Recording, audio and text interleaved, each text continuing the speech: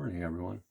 Um, with the events of this past week, everything surrounding Ed Piskor and all of that terrible situation, um,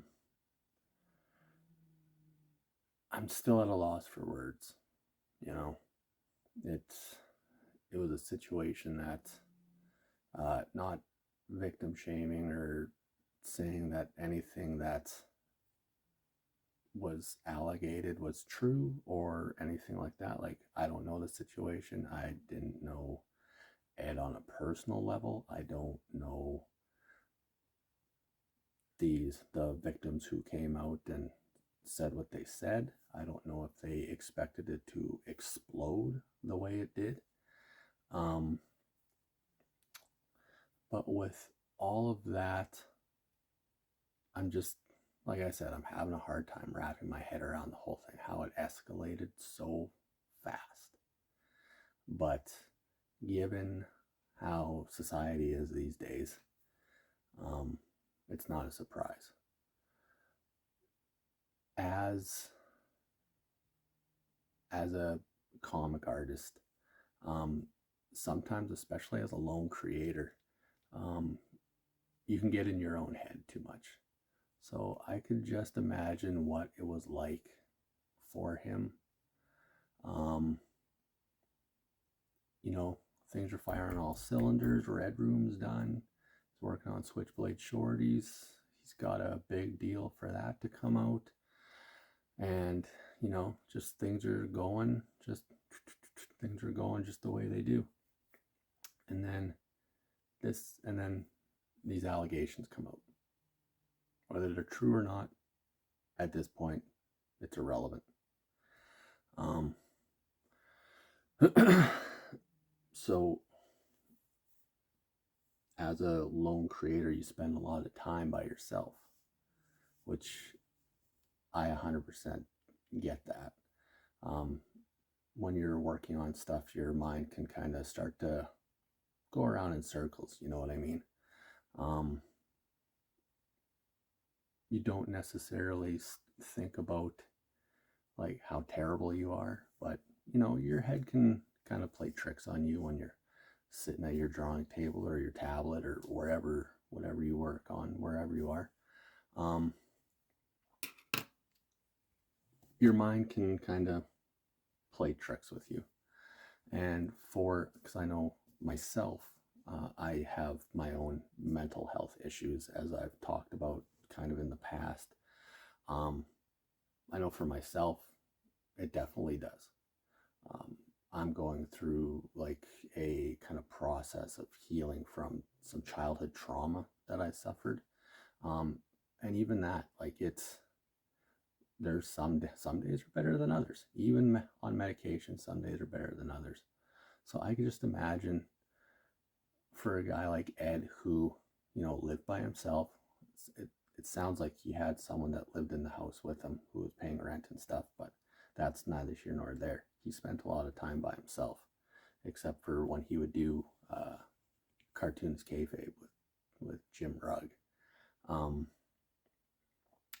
And, when you spend that much time with yourself and, you maybe got some mental health stuff going on, even if you don't realize it, it can put you in a dark place.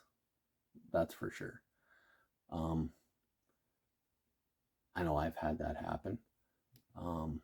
But for a guy like Ed, who, New York Times bestseller, he Eisner Award winner, all these accolades, everybody knew him. He had a very distinct brand. For him to have those issues just like everyone else does, but on such a higher level, and his fame and notoriety in not only this small knit comics community, but in general, because let's face it, it doesn't matter if you're on the New York Times bestseller once. Like, you're known, you become kind of a big deal, right? Especially as a writer and a creative, like that's a big deal. And so to take all that, and then it just ramps it up. And then you have all these people on social media now who, just fucking ride you about it. I can just imagine what ended up being his last days were like. And it's not nice. And like a lot of things in this world now, sadly. So my heart goes out to not only Ed, because, in the last probably 4 years, well, pretty much since I discovered the channel, thanks to a friend of mine, an artist from Ontario named Andrew Hahn. Ed and Jim have been like a constant in my creative world here when I get up in the morning and I work on Blackthorn. And it's been like they've been such a constant that it's been like a couple friends that I'm working on comics with, and they're just shooting the shit, doing whatever, and I'm working on stuff, and that's just how it's been. So while I didn't know Ed personally, I never met Ed. He felt like a friend. You know what I mean? The interactions that I did have with him online, strictly comic stuff, they were always great. He was always a supportive guy. He doesn't know me from a hole in the ground, right? And always supportive, always just those marching orders, make more comics, right? So my heart goes out to Ed, that he felt that this was the way to take care of it.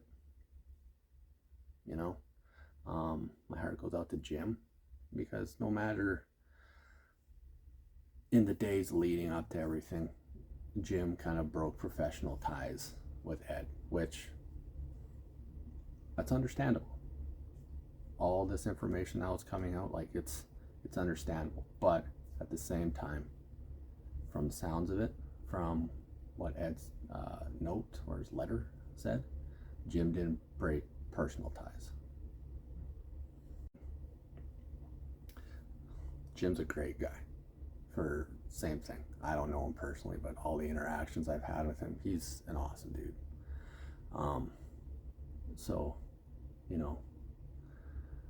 So my heart goes out to those two, to Tom, who, the third member of Cartoonist Kayfabe, who just jumped in and out all the time and all that kind of stuff. They're friends, personal, real life friends. So them, to the Piskor family, like, no parent should have to bury their child. It's not fair. So to them, his parents, his siblings, it's just a messed up situation. I reached out to Jim in the days after the allegations and kind of in the meantime, and just not like, oh, that Ed, like what's going on with him. I just said sorry for that you're kind of embroiled in all this, and it's kind of out of your control. But I didn't reach out to Ed, and a real big part of me since Monday wishes I would have. Not that it would have done anything, but I just feel like I should have. Not like who am I? I'm just a guy from Saskatchewan who makes comics, right?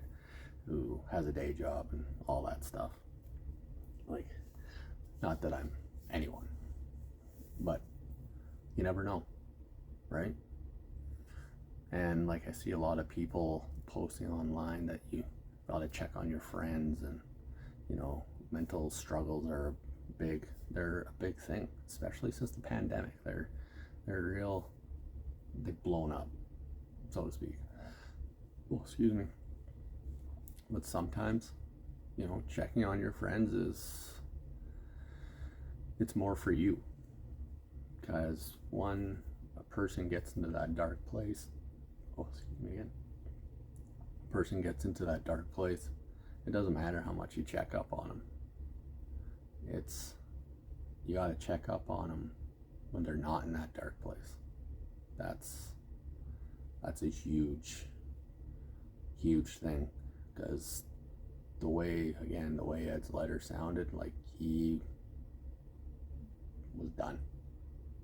He saw no way out, which is terrible. It's a terrible place to be.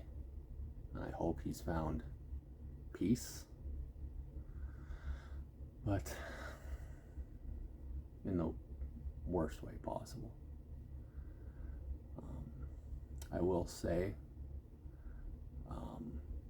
Ed, while he wasn't like a massive influence on my work like he was for a lot of people, I'm 4 years older than him.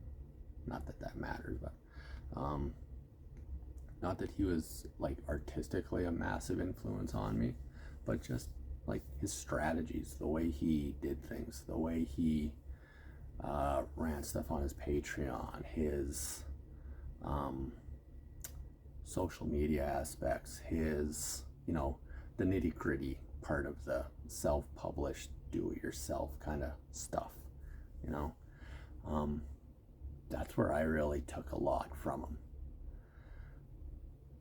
And so in 2019, when I finished Blackthorn issue number 3, Cartoonist Kayfabe used to do, they used to have their mailbox episodes where, fans and stuff would mail them books and they'd go through them on camera and yada yada yada. Well, I sent them both copies of Blackthorn 0, 1, 2, and 3, and they actually, just thinking, it gets eyes on it. I was 100% thinking, it gets eyes on the books, even if it's just them two, whatever. It doesn't go on they don't have it on the show. That's perfectly fine. I was fine with that. Just knowing that, Ed Piskor and Jim Rugg had copies of my books, like, dope, right? But they actually did have the books on the one episode of one of their mailbag episodes. So way back when it came on, I was stoked about it. It was awesome. And so I took a little screen capture off YouTube. So what's coming up here now is that very little section from Cartoonist Kayfabe. I watched it again this morning, and I don't know, I just felt, not because it's like my books or anything, but it felt just kind of easing, almost, hearing Ed's voice and, talking about my books, and, even for like the minute and a half or whatever the little video clip is, it helps. Every day it'll get better, but I'm just a nobody, right? I'm just a guy. I'm not a personal friend. I'm not a family member, but his influence on my life has been huge in more ways than I really realized until now, as it happens with a lot of people. So I'm going to add that clip to the end of this little kind of ramble on about stuff. And yeah, I'm so sorry that everything had to turn out this way, Ed. And I hope you're in a better place. Rest in peace, good sir. And we'll see you down the road. All right, I don't think we're seeing... Here's how we could do it. We cover this, and I don't think there's... But you got to show the crow off. Yeah, very awesome. Yeah, Love it. I love the envelope art. So this is coming to us from... Could it be Saskatchewan? Ooh. I used to want to live in Saskatchewan back when I was obsessed with Bigfoot.